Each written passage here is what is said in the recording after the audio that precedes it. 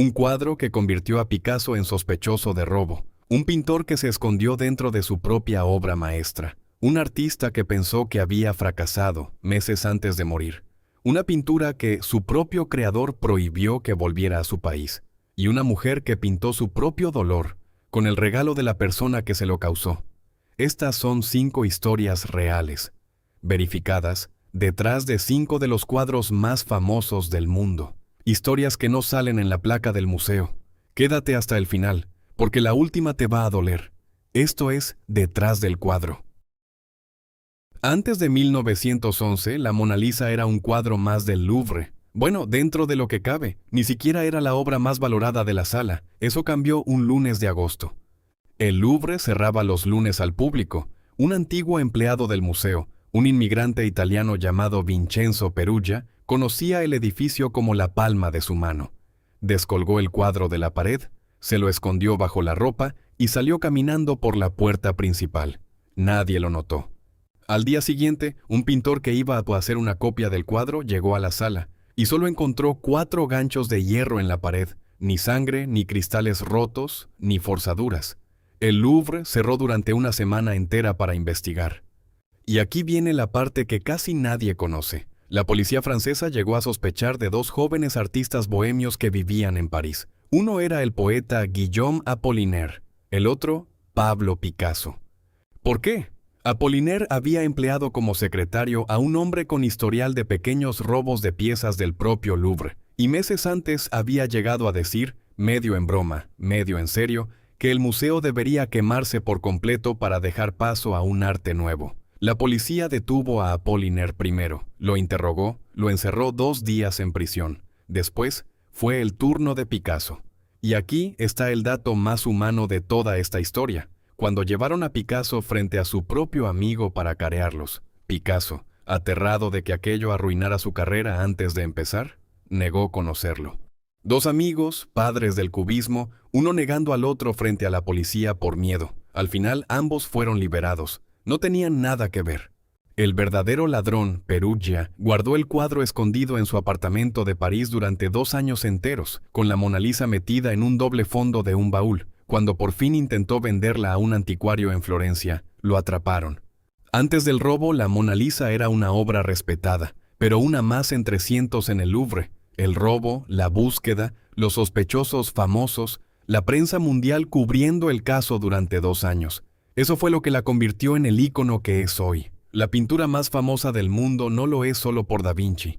Lo es en gran parte gracias a un ladrón que apenas sabía lo que tenía entre manos. En el Ámsterdam de 1642, si querías salir retratado en un cuadro de grupo, pagabas por ello, literalmente. 34 milicianos de una compañía de arcabuceros encargaron a Rembrandt un retrato de grupo para el salón de su sede. Cada uno puso dinero de su bolsillo, y cuanto más pagabas, mejor lugar te tocaba en el cuadro. El problema es que Rembrandt no hizo lo que se esperaba de él. En vez de ponerlos en fila, ordenados, como se hacía siempre en este tipo de retratos, los pintó en plena acción, en movimiento, con luces y sombras dramáticas. El resultado fue una obra maestra, para todos, menos para los milicianos que pagaron una fortuna y terminaron casi invisibles, escondidos entre las sombras del fondo. Hay constancia histórica de las quejas. Algunos incluso se negaron a pagar la parte acordada, indignados por el lugar que les tocó. Pero aquí está el detalle que casi nadie nota, ni siquiera de cerca. Rembrandt se pintó a sí mismo dentro del cuadro. Está ahí, casi escondido, asomando apenas un ojo detrás del abanderado, una firma silenciosa dentro de su propia obra más ambiciosa. La historia del cuadro no termina con Rembrandt. Siglos después, el 13 de septiembre de 1975, un hombre con problemas de salud mental entró al museo y atacó el lienzo a cuchillazos, haciéndole varios cortes en zigzag. Fue trasladado a un hospital psiquiátrico donde se suicidó meses después. La obra fue restaurada con éxito, aunque los expertos todavía pueden identificar hoy dónde estuvieron esos cortes. En 1990, otro atacante le lanzó ácido, y aún así, casi 400 años después, sigue colgada en el Rijksmuseum de Ámsterdam, con un equipo científico permanente dedicado solo a estudiarla y conservarla. Sobrevivió a las quejas de sus propios protagonistas, a un cuchillo y a un ataque químico, y el hombre que se escondió dentro de ella sigue ahí, observándolo todo. Volvemos a Picasso, pero esta vez no como sospechoso, como autor de una de las declaraciones políticas más contundentes jamás pintadas. En abril de 1937, aviones alemanes e italianos bombardearon la ciudad vasca de Guernica, en apoyo al bando franquista durante la Guerra Civil Española. Fue uno de los primeros bombardeos masivos de la historia dirigido contra población civil. Pero el dato más fuerte de esta historia no está pintado en el lienzo. Picasso ordenó, en vida, que el Guernica no volviera a España mientras existiera la dictadura de Franco. Lo dejó en préstamo permanente en el MoMA de Nueva York, con esa condición explícita. El cuadro esperó, y esperó. Picasso murió en 1973. Franco murió 2 años después, en 1975. España empezó su transición a la democracia. Y solo entonces, en 1981, 6 años después de la muerte de Franco, y casi 44 años después de haber sido pintado, el Guernica finalmente cruzó el Atlántico y volvió a casa.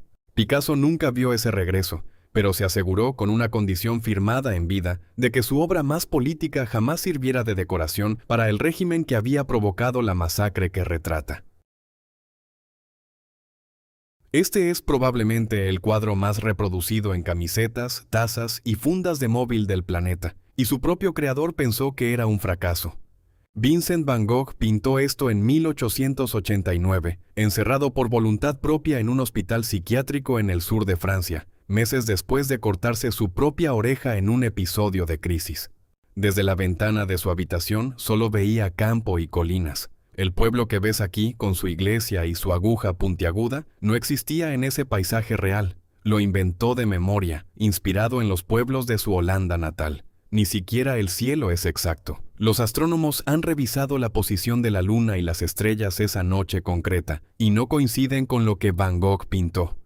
Le escribió a Theo, su hermano, la única persona que nunca dejó de apoyarlo económica y emocionalmente, y en esa carta Vincent decía que consideraba el cuadro un fracaso. Prefería pintar directamente del natural, lo que tenía delante, no lo que imaginaba de memoria. Un año después, en julio de 1890, Vincent van Gogh murió.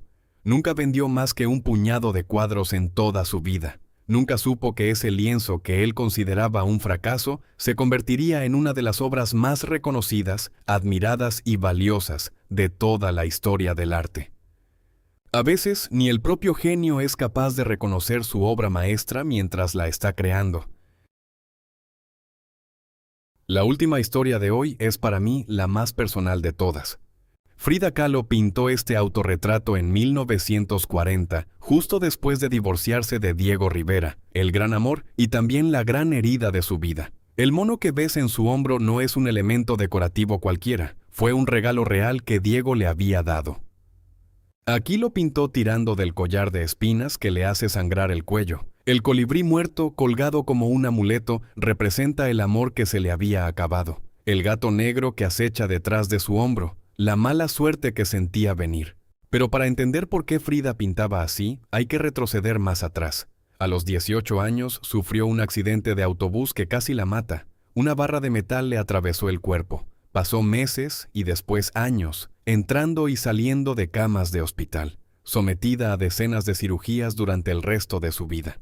Empezó a pintarse a sí misma según sus propias palabras, porque pasaba tanto tiempo sola, inmóvil, que era la única modelo que siempre tenía disponible. Su cama tenía un espejo instalado en el techo, para que pudiera verse mientras pintaba tumbada. Frida no pintaba paisajes bonitos ni escenas felices. Pintaba, con una honestidad brutal, exactamente lo que estaba sintiendo en cada momento de su vida. El dolor físico, el dolor de un divorcio, la sensación de que la mala suerte nunca la abandonaba del todo. No pintó lo que quería olvidar, pintó, sin esconder nada, exactamente lo que sentía, y esa honestidad es probablemente la razón por la que sus autorretratos siguen conectando con tanta gente, casi un siglo después. Un robo que creó un mito, un pintor escondido dentro de su propia obra, una condición que tardó 44 años en cumplirse. Un fracaso que se convirtió en icono. y un dolor convertido en arte. 5 cuadros que probablemente ya conocías. 5 historias que probablemente no. Si te ha gustado este formato, dímelo en los comentarios. ¿Qué cuadro te gustaría que investigara a fondo la próxima vez?